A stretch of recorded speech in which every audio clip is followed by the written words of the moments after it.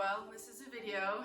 I never thought I would be coming on here and sharing with you guys. I expected the next video to be sharing one of the trips we went on or something fun we did this summer. However, that is not the case. And if you're new here, I'll give you a quick little backstory. I'm Krissy. I live and travel in my self-converted camper van in my tiny bus. We've had it for about 3 years, and I actually did 2 different builds in it. The most recent was this past winter in 2022 going to 2023. I completely gutted it and rebuilt it and made it a lot nicer, and then had the whole up until now year to travel, and we spent a lot of time in Wyoming and Idaho and California this summer. About 3 weeks ago there was a fire and it completely burned down the bus and everything in it. It's taken me 3 weeks to share this with you guys, for one, because it's hard to talk about. I feel like there's no right words, and I want to give you guys as much detail so you understand the situation and possibly to help teach others what I've learned from this experience, as well as it's been a very sensitive situation due to all the things involved, which I will explain, but we did get final information back from insurance and everything, and the bus is a total loss. No insurance is going to cover it, even though my bus isn't what started the fire, and it wasn't my fault for the fire, nor was it the property that my bus was on fault. So that has been heartbreaking. So that news, I almost feel numb to at this point, but it is what it is, and we will move forward. I wanted to explain exactly what happened and the situation of everything.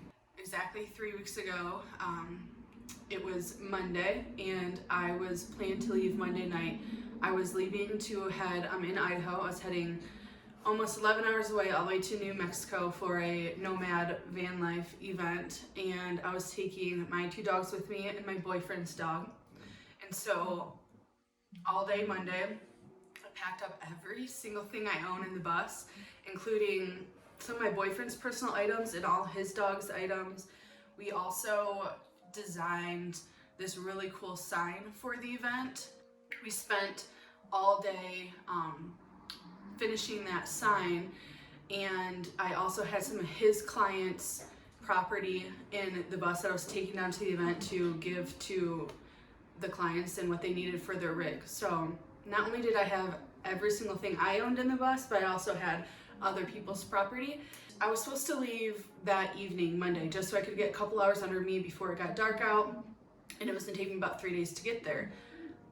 But it got to the point where we were really rushing around, and it was starting to get dark, and I just felt like it would be better to leave in the morning with getting good sleep and rest.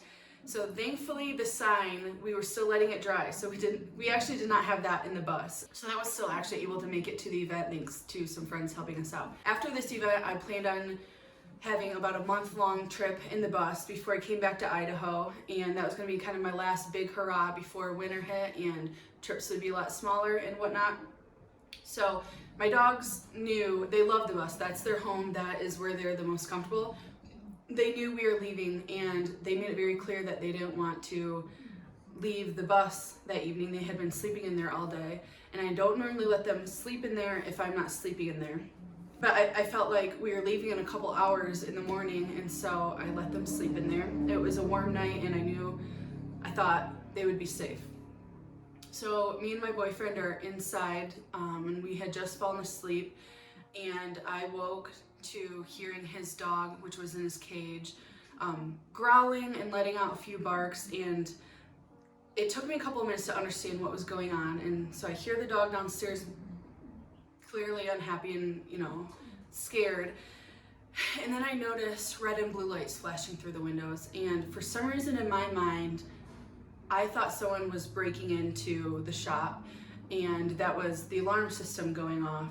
And then once I got up, I realized there was no noise, it was just lights, and I looked outside and there was 2 police cars sitting outside with just their lights going, and the policemen were not in the car. And then I did get a glimpse of them, and they're in front of the building, and there's a gate that goes to the back where all the client vans are, along with my bus. I was just very confused, and I was scared because in my mind I thought someone's trying to break into the shop or someone's breaking into one of the client vans or something.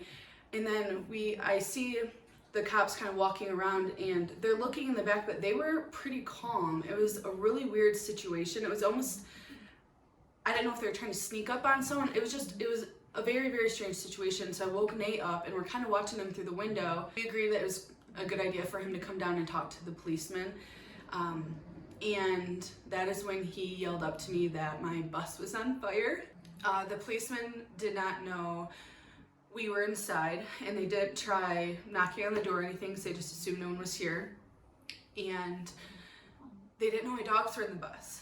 And while I was sprinting out through the shop to get out there, I was just straight panicking. I expected the worst, and thank God when I got out there, Bodhi was sitting in my driver's seat with the fire all behind him. And that's an image that I don't know if I can ever forget about, and that's what's really affecting me the most, is thinking my dogs were hurt, but they were not. Thank God they're okay.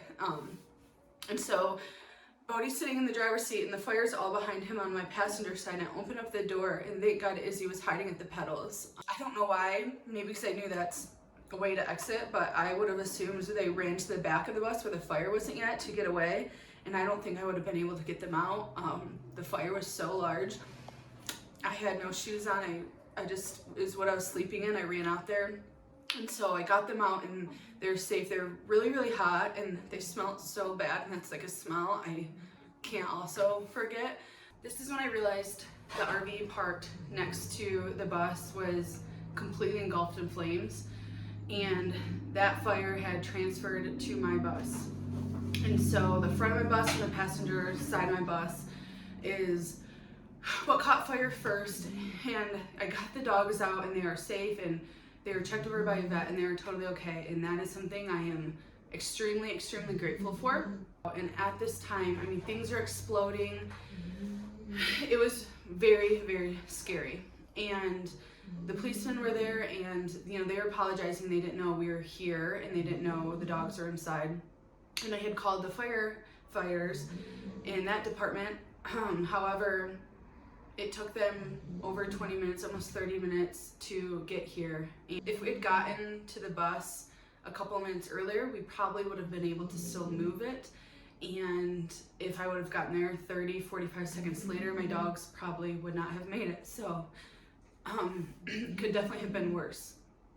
But it was a very, very helpless feeling, just sitting there watching my bus burn down, waiting for the fire department to show up. But also with that, I was just so thankful that my dogs were okay, and I almost just did not care that everything was burning down. The fire did get so bad that it caught some of the building on fire, but in the end, all the dogs and all the humans are okay, and that's what's most important.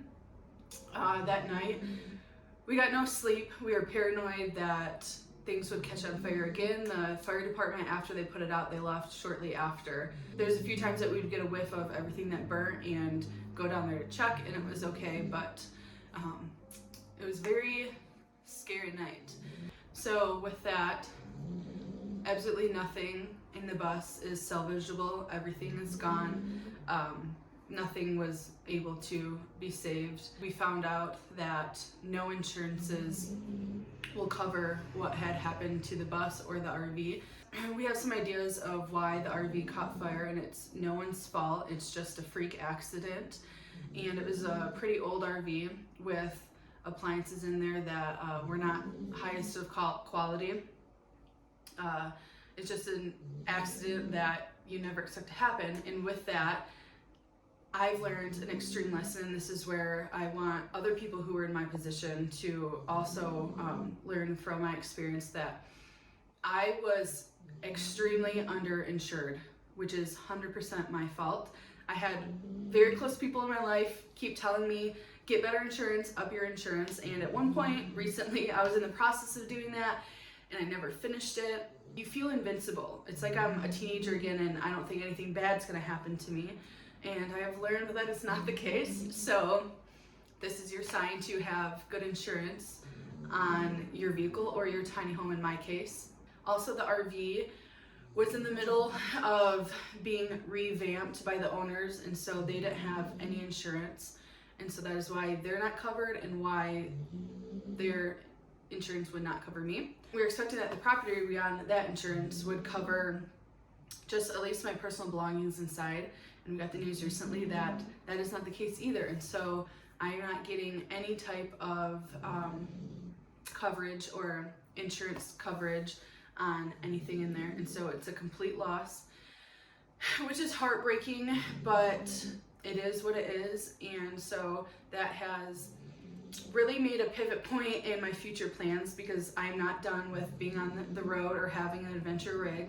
This is not the end for me. It is definitely a roadblock right now, and so I have some ideas moving forward, but it's going to take some while for that.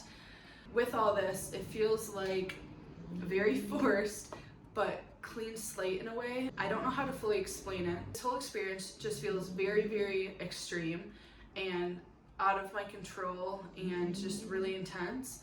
And so I'm just leaning into looking at what I can control and the decisions I can make for the future. But it definitely feels like a forced redirection. I trust that this is happening for a reason, and one day I may understand that reason, one day I may not. But I have been practicing looking at this in some type of a positive way, and maybe my life needed a big change, and this was a way to force that change. But I do have a family member who started a GoFund for me to help us get back on our feet. But as of now, I'm just focused to regaining some of my life back and the independence that the rig gave me. It was my daily driver and it was my home. So I'm just focused on moving forward, and with what I decide to do in the future, I will share it here as well. But there's a lot that has to happen before I can get another adventure rig, and I will keep you guys in the loop with all of that, because I'm sure that'll be another fun experience to share with everyone. And if you guys have any questions about this, feel free to leave comments. I can make another video if there's not anything I covered, but I tried to cover a lot of the questions that I have been getting so far. Hopefully the next video I share here is something a little more lighthearted, but I appreciate you guys for watching this and supporting me and all the kind words I've gotten and all the donations, and it's overwhelming in the best way possible. I'll see you guys next time.